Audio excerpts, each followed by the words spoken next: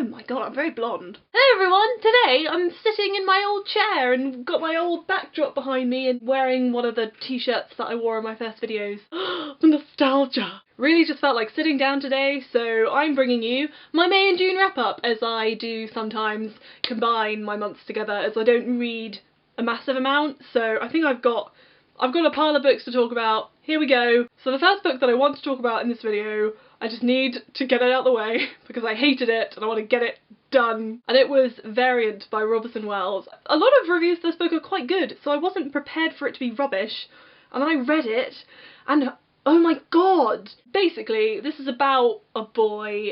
He is kind of taken into this new school. All he knows is that it's like a boarding school and he's going to live there. He doesn't really know much about it. He is taken into the school, and then the school is basically a prison full of teenagers. The premise is actually quite cool. It was just so poorly executed. The idea was there, but it was just so unrealistic. It was so incredibly dumb. The writing was pretty below par. It wasn't great. The main character made me want to die. He made the most rash, stupid decisions without any kind of thought. He just punched people all the time for no reason. Stop it! Stop doing that! That's so annoying! Why are you punching people all the time? Don't just punch people. It's not manly, it's not good, ever, it's not helpful. You're not going to get anywhere by punching people. It only made people hate him and made them want to punch him more. You're so dumb! There were like lots of twists and side plots that were just like, I think they were meant to be interesting and they were meant to be like, oh, but it was just like, why? I gave it 1 star. I really didn't like it at all. It was really bad. Let's jump from the worst to one of the best, and that was The Emperor in the Ashes by Sabaa Tahir. Whoa! Have you never heard of this before? Oh, I bet you haven't. It's not like it's everywhere, like everyone's reading it or anything. So this is a YA fantasy. It's kind of semi-based around like Roman history, and it's from a guy's point of view who is like a soldier or basically an assassin, and then from a girl who's a slave.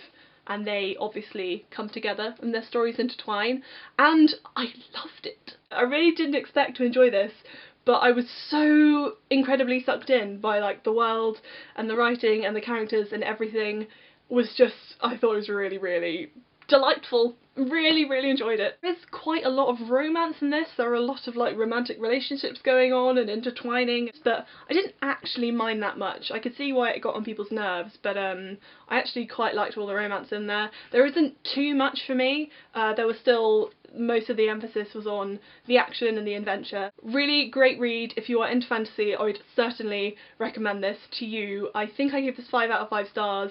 I think I actually might be more of a fantasy gal than I had originally thought. So yeah, this is really great. Next is what I was very excited about. I was very excited about it, and it was Fairest by Marissa Meyer. This is the prequel to the Lunar Chronicles. I can't say Lunar Chronicles. The Lunar Chronicles series. So this follows the villain Queen Lavanna and how she kind of comes to be the just absolutely unspeakably awful person that she becomes in the entire series. And I loved it. You have to understand that I'm always going to be biased when it comes to the series because I am absolutely obsessed with it. I was always going to love this. It's more information on the world, it's more information on like the backstory and how everything came to happen and came to be. I loved it so much. It was so interesting. She's just such a horrible character and I love it. It's not essential to read. If you know, you can definitely get away with not reading this if you really can't be bothered. I gave it 5 stars because it's the Lunar Chronicles, and just give me a new Lunar Chronicles book every day until I die. That would be grand. So we're moving swiftly away from sci-fi and fantasy and all that good stuff, straight to a Nick Hornby book. This is a long way down. He writes kind of adult comedy novels. This is about 4 people who meet on a rooftop as they have all decided to commit suicide, and it's their kind of adventure from there. I don't know if I would call it an adventure, but it is. The tone is set very early on as they all do want to kill themselves, but at the same time it is a comedy, it's a funny book, so the balance between those two things, as they're so vastly, you know, apart, and suicide is never funny. It's something that was quite almost difficult to read because having those two things together is almost quite awkward, and I feel like the balance is really, really hard to write, but I think he actually dealt with it quite well. It was funny because the characters are hilarious.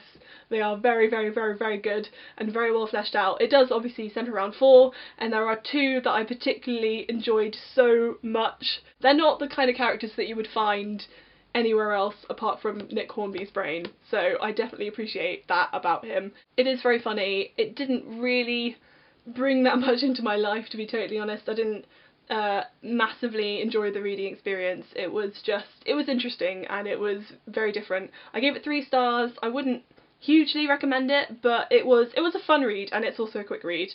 So next I read somewhat of a classic. Not actually a classic, don't worry. I know this isn't a classic. I'm not silly. But it is Bridget Jones's Diary by Helen Fielding. I feel like I don't need to talk about what this book is about. It's obviously about Bridget Jones, who is a single 30-something, and it's her actual diary. And it's so great. If you've read the Georgia Nicholson series, it's basically Bridget Jones for teenagers.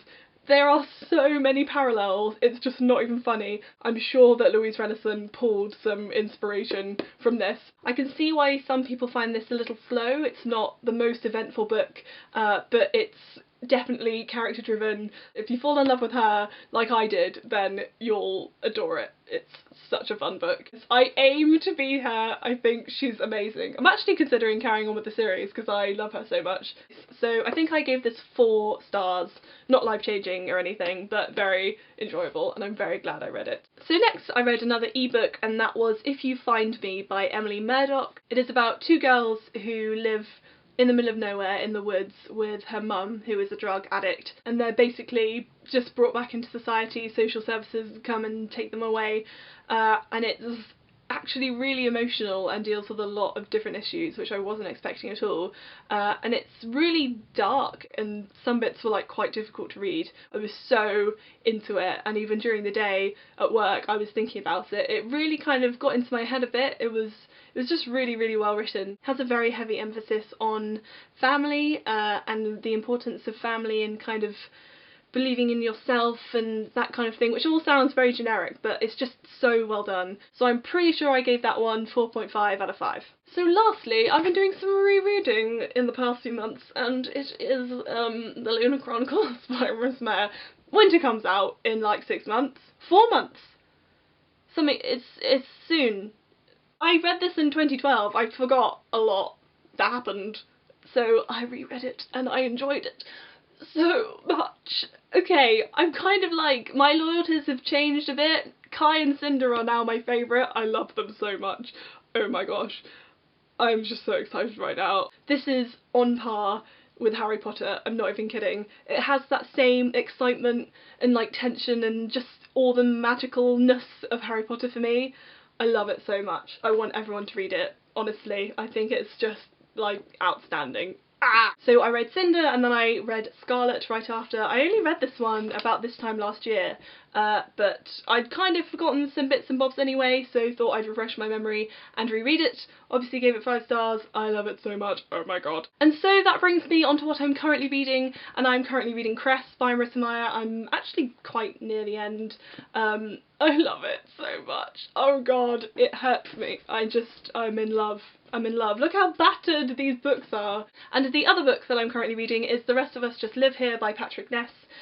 This is a very interesting book that I'm actually really excited to review because it's so unique. It's very, very different to anything I've ever read before. I'm very excited to get to the end of this. It's not the most fast-paced book, hence why I'm not at the end yet, but it's very good. I like it a lot. I think he is quite a master. So that was my wrap up for May and June. I do hope that you enjoyed it. Let me know what your favourite book of last month was, because I'd be very interested to know. And that's all. Thanks very much for watching. I very much appreciate it. I will see you next time. Bye!